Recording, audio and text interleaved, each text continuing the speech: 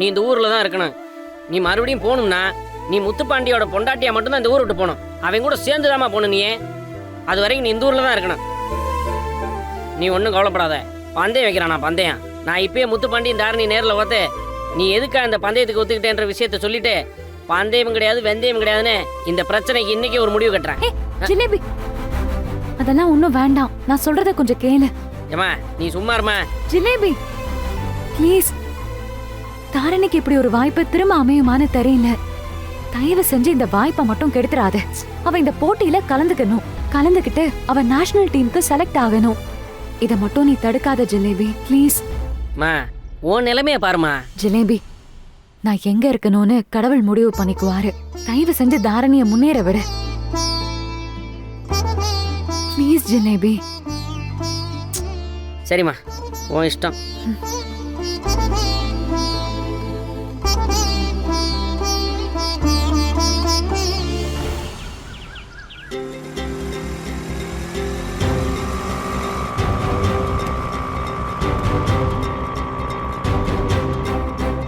தாரணி, தாரணி, மா வெளியே வாமா.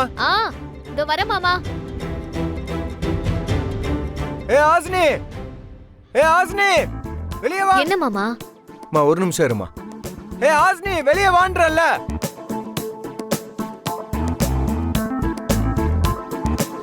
வந்துட்டா. அடியே, என்னடி சொன்ன? இனிமே தாரணி கபடி விளையாடுறதுக்கு லாய்க்கு இல்லன்னு தானே சொன்னேன். இப்ப தாரணி எப்படி கபடி விளையாடுறான்னு மட்டும் பாரு.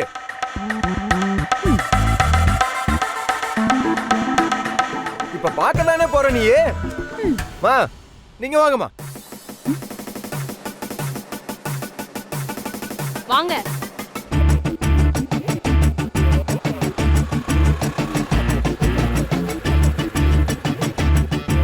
வாங்கம்மா.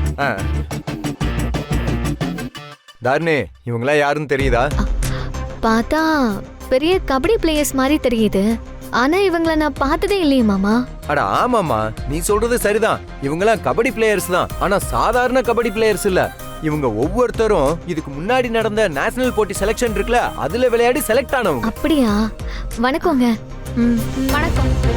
வணக்கங்க மாமா. எதுக்கு இப்ப இவங்களை இங்க கூட்டிட்டு வந்திருக்க? ஹேய், எதுக்கா? நம்ம தாரணி நேஷனல் டீமுக்கு செலக்ட் ஆகணும்ல, அதுக்கு முறையான பிராக்டிஸ் கொடுக்கணும்ல. இத பாரு, அது மட்டும் இல்லாம இந்த ஹாசினிக்கு நம்ம தாரணி எப்படி கபடி விளையாடுவான்னு காட்டணும்ல.